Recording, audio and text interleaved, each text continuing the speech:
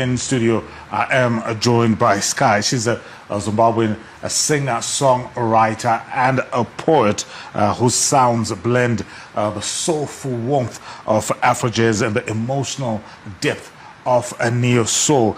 She is known for her heartfelt storytelling, and her music explores themes of love, loss, faith, and personal growth.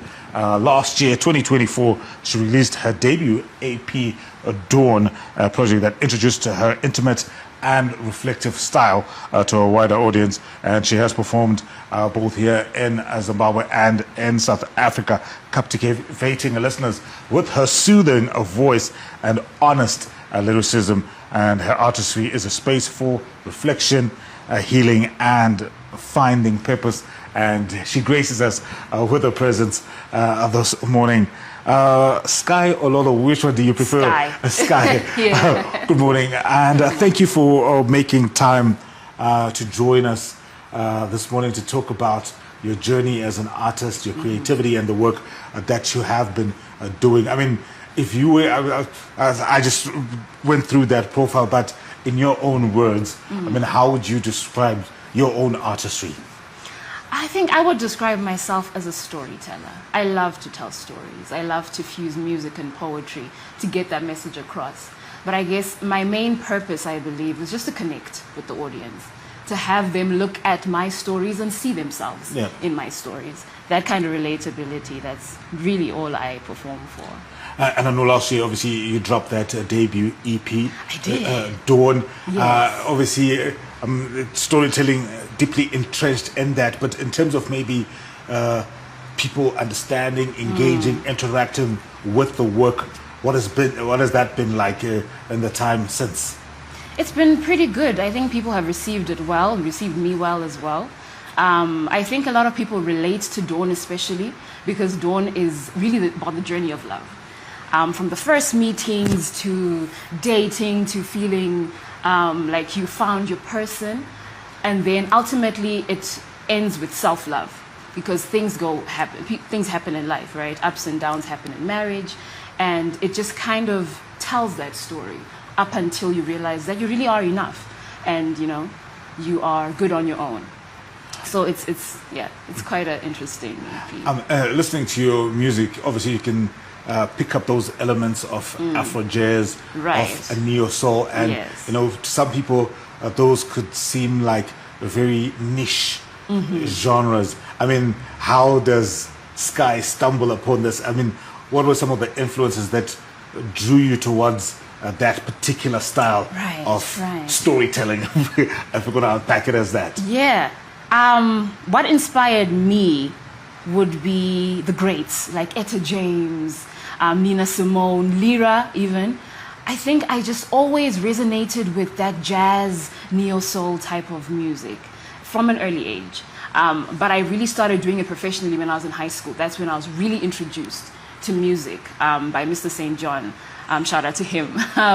That's when I started performing in a solo space. Even writing my first type of poetry was when I was in my teenage years. So I've always just kind of resonated to that kind of music. And now you are a vessel for that kind of music. Yeah. I mean, you called yourself a storyteller, and I mean, you talked about some of the themes that you attack in your storytelling, love, loss. Yeah.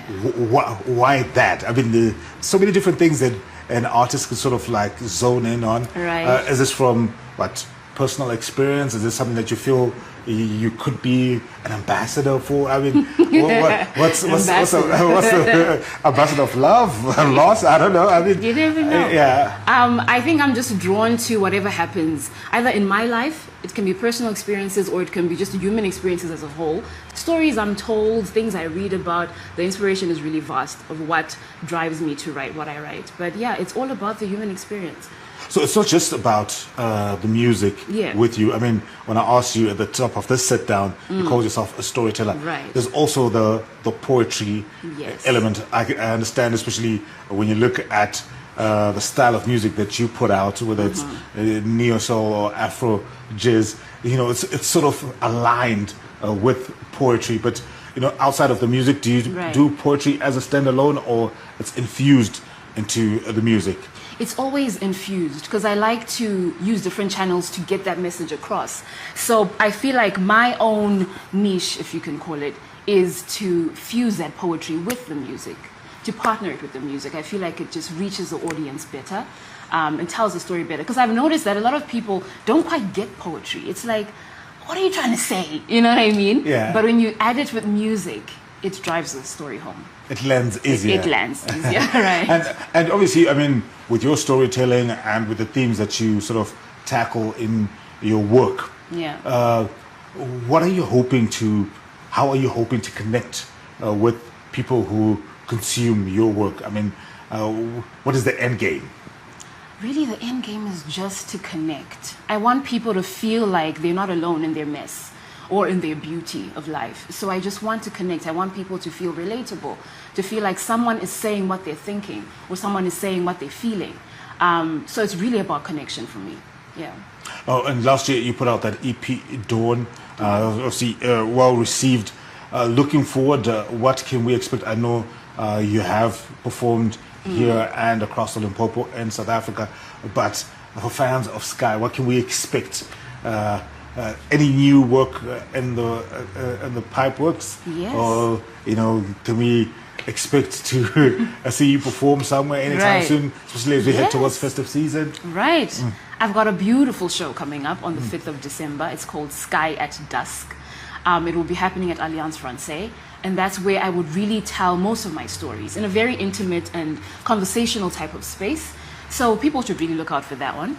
And then I also have a couple of collaborations coming through as well. I will be working with Kuda Rice, a beautiful poet as well. Where there's an event that he's curating on the 12th of December. So there's a couple of things going on. And then for next year, a lot. I've got festivals lined up. I've got a new album as well, gospel this time, which is very new for me. But there's so many exciting things happening. And I mean, speaking about the work that's upcoming, Yeah. like whether it's the shows that you have, I think you talked about Alliance Francaise Yes. on the 5th, Yes. and the festivals that you have lined up. What goes into sort of like readying yourself as an artist for going out on stage, whether in an intimate setting or in a festival setting, and, you know, putting out that work, you know, your blood, your sweat, the tears, Yes. everything in between. Ooh, a lot goes into that. Apart from the usual rehearsals with the band, getting to know the music and, you know, making sure you get into that space, to me, what works mostly is my quiet time with God. If I have my time to reflect and to actually ask him what is it that he's trying to get me to put in my messages, it's very, very important. I have to have that quiet time. I usually take a couple of days off to just kind of reflect and to talk to him and to just see if whatever it is that I'm putting out is within his will. So yeah, that's very important to me. But there's a lot that goes on. Ooh, a lot of sound, a lot of band rehearsals, so many things. All right. I mean, to somebody maybe who's just maybe coming across Yeah. Skai, the artist, this morning, what would you want to leave them with in terms of maybe the impact that you want to have, not just from the sit down, but through the work that you've been consistently doing and that you'll be doing in the future? Okay. How would I want them to connect with me? Yep. I would hope that I am authentic enough to be a messenger, but I would ask that they would at least trust my artistry, trust my journey, and to just connect with me, you know? If it is someone that is trying to start out, no beginning is too small. Just to let them know that whatever you have, use that to start your journey.